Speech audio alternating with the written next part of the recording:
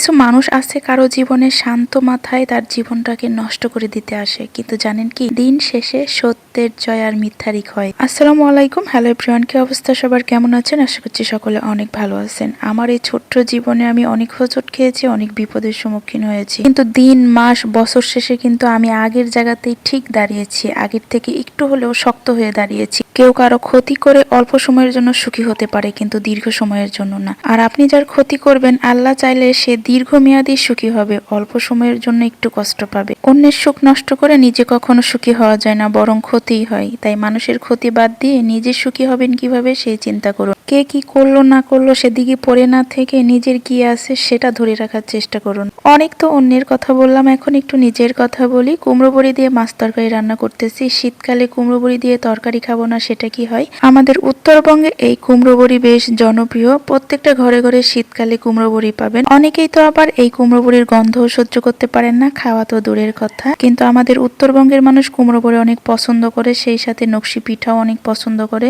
নকশি পিঠা, কুমড়ো বড়ি বা অন্যান্য আরো ইত্যাদি অনেক কিছু আছে যেগুলো উত্তরবঙ্গে বেশ ট্রেডিশনাল। ভিডিও দেখে আপনারা ভাবছেন কোন জেলায় এখনো এত ঠান্ডা, আপনি শীতের কাপড় পরে ভিডিও করতেছেন। আসলে এই ভিডিওটা মূলত যখন পুরোদমে শীত ছিল তখনকার ভিডিও শুট করে রাখি ঠিকই, কিন্তু এডিট করে আপলোড করতে খুব বেশি বিরক্ত লাগে। ওমানে যখন ছিলাম তখন প্রতিদিন ভিডিও আপলোড করতাম, এডিট করতাম, শুট করতাম, খুব ভালো লাগতো। ওমানে থাকতে কাজ করতাম, তবুও ভিডিও এডিট করতে, শুট করতে ভালো লাগতো, একটা এনার্জি আসতো। এখন বাংলাদেশে বসে থেকেও ভিডিও শুট করতে, এডিট করতে ভালো লাগে না, সেই মন মানসিকতাটাই নাই। অনেক কিছুর চেঞ্জ আসছে বাংলাদেশে আসার পর। ভেবেছিলাম এখন থেকে প্রতিনিয়ত ভিডিও আপলোড করব, ভিডিও শুট করব, কিন্তু না, সেটা আর হয়ে উঠতেছে না। এখন আবার টেনশনে পড়ে গিয়েছি। বাড়িতে বাবা অনেকটাই অসুস্থ। কিছুদিন আগে আমাদের মামা মারা গেল, এরপর ফুফাতো ভাই মারা গেল, এরপর কাকা এবং ফুফা মারা গেল।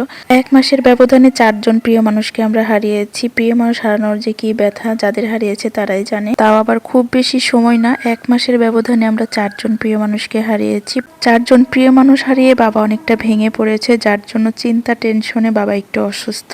আমার আব্বুর জন্য সবাই দোয়া করবেন যেন আল্লাহ তাআলা তাকে ধৈর্য দেয়, প্রিয় মানুষের শোক কাটিয়ে ওঠার তৌফিক দান করেন এবং উনি যেন তাড়াতাড়ি সুস্থ হয়ে যায়। সেই সাথে দোয়া করবেন আমাদের জীবন থেকে হারিয়ে যাওয়া 4জন প্রিয় মানুষের জন্য। এই রমজান মাসের উসিলায় আল্লাহ যেন তাদের জীবনের সমস্ত গুনাহ মাফ করে তাদেরকে জান্নাতুল ফিরদৌস দান করেন। 2 দিনের দুনিয়া, এই দুনিয়ার একটু সুখের জন্য আমরা কতই না অন্যায় করি, পাপ করি, অথচ আমরা আখিরাতের কথা চিন্তাই করি না। ছোট্ট একটা জীবনে জেনে না জেনে কতই না অন্যায় করে বসে আছি। আল্লাহ গো, এই রমজান মাসের উসিলায় সবার জীবনের গুনাহ মাফ করে দাও। এই রমজান মাসে যারা রোজা রাখছেন, আগামী রমজান মাসে হয়তোবা অনেকেই এর মধ্যে থেকে পৃথিবী থেকে বিদায় নেবে। পুরনোদের সমাপ্তি, নতুনদের আগমন, এই নিয়ম নিয়ে দুনিয়া চলছে, চলবে আজীবন। সবাই ভালো থাকবেন, সুস্থ থাকবেন, আল্লাহ হাফেজ।